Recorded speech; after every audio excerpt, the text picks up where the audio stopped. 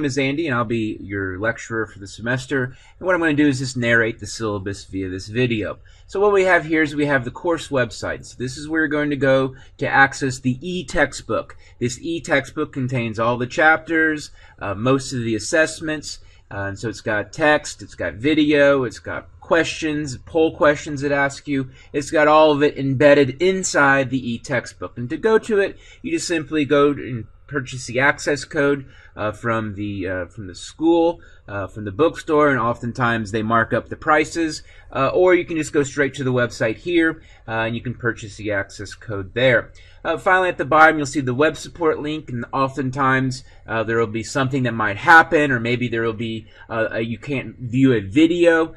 Just simply click on the web support, and it should help you as far as answering your questions in about a 24-hour period.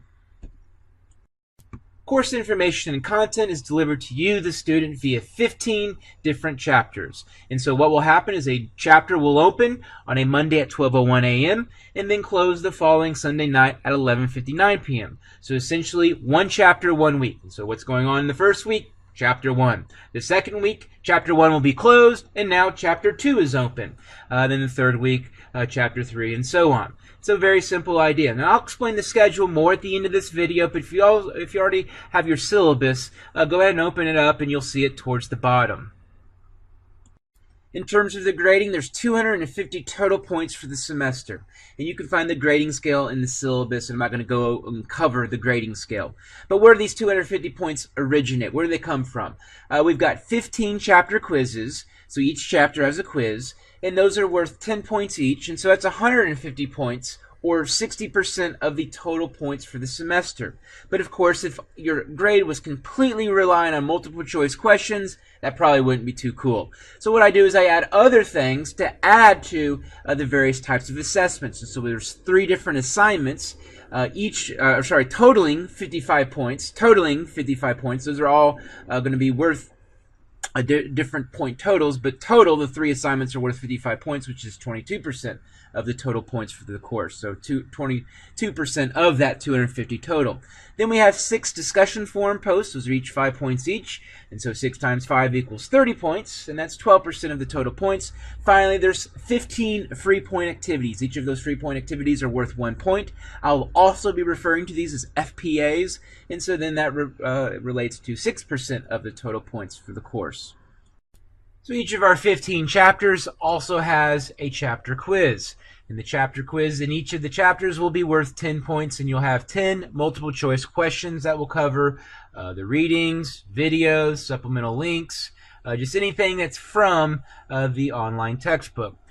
During the quiz, you'll have 20 minutes to complete it, those 10 questions, and studies have shown that that is exactly the right amount of length. Actually, it's a little bit long, but I help you guys out, and so that should be more than adequate time if you're prepared. If you're just hopping on the computer and trying to find the answers as you complete the quiz, yeah, of course it's going to be quite tough. But if you know the stuff, if you've done the work, yeah, this should be very, very, very simple to complete in 20 minutes. In fact, most students complete it average about 10 minutes.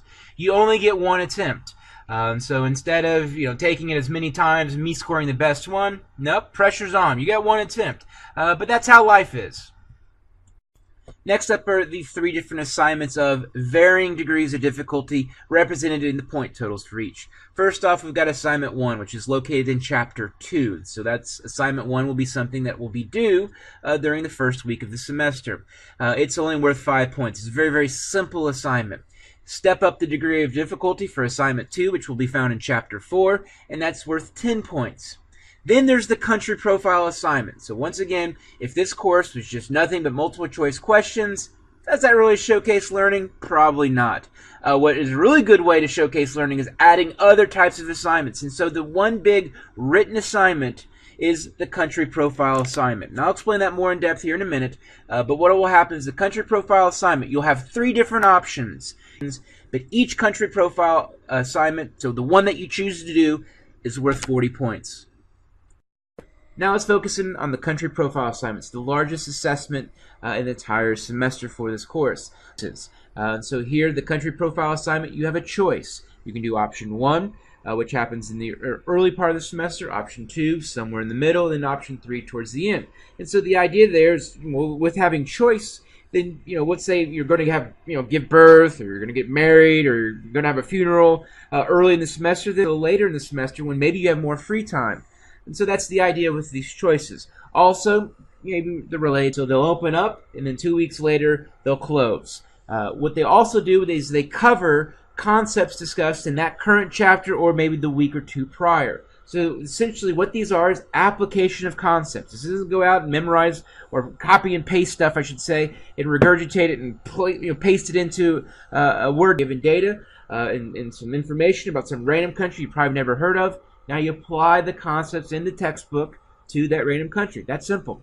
I also have included the average semester grades for each of these different options to also give you an idea, kind of degree of difficulty, let's say. I would argue that a lot of the reasons why the patterns you see here are related to just typical student behavior. Overachieving students usually do work earlier in the semester, which is why option 1 has a higher average grade compared to option 3, where I get a lot of students that only just turn in stuff that's half done. So they get a 20 out of 40, and of course it's going to affect the overall average grade. So once again, you have a choice. So choose one of them. You get 2 weeks to complete them. They relate to the current stuff that's being discussed in that particular, that chapter or the chapter prior, and we can see the average grades for each of them. Next up, we have the different discussion forums, and so each discussion forum, like I've mentioned beforehand, is worth 5 points.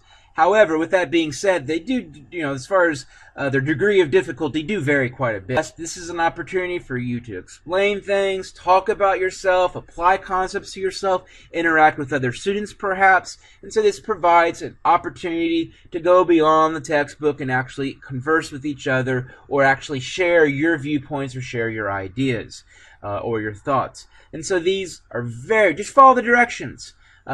Follow them to a T. You should be good. 5 points. These should be very easy. These should be ways to boost up a grade. Finally, there's the free point activities. And the free point activities, there's about one of them per chapter, but sometimes you'll have a chapter that'll have 2, maybe even 3. Other times you'll have a chapter that doesn't have them at all. But these are very, very easy. So this should be a situation where at the end of the semester, you've got yourself 15 free points. And so this is just, should be 15 out of 15. All you do is just complete them. So these are going to be like poll questions. These are going to be questions. How do you feel? What are your thoughts? And what will happen is I'll collect that data, and then I'll share that data with everybody. And so it's kind of a deal where I use this to also understand kind of what you're thinking. But these are very, very simple. And you'll see one starting off the very first chapter at the beginning. You'll see a very simple free point activity to kind of showcase what these are all about. Finally, here's the schedule as shown in the syllabus. So this is just another way to kind of trying to visualize and understand the layout of the course, the organization of it. But I also suggest printing out the syllabus and kind of using this as a checklist. And so as you go through week 1, you look at the assessments and you go, well, okay, I completed chapter 1 quiz, scratch it out. Oh, I completed discussion forum 1, scratch it out. And so kind of use it as a checklist to make sure you're not completing any assessments. So it's another good way to kind of stay on top and stay organized on the course. And so use this schedule to make sure you're with it. One thing that this schedule does not include is those country profile assignments. You don't see those in there, but I've already explained when those are and how those work in a previous slide. I hope you have a great semester. I hope you find this course to be interesting, enjoyable. I also hope you find me to be quite accessible. You can message me at bakeran@iupy.edu. Once again, my name is Andy. You can find my email and my information at the top of the syllabus. You can also message me at Canvas in the messages in the inbox.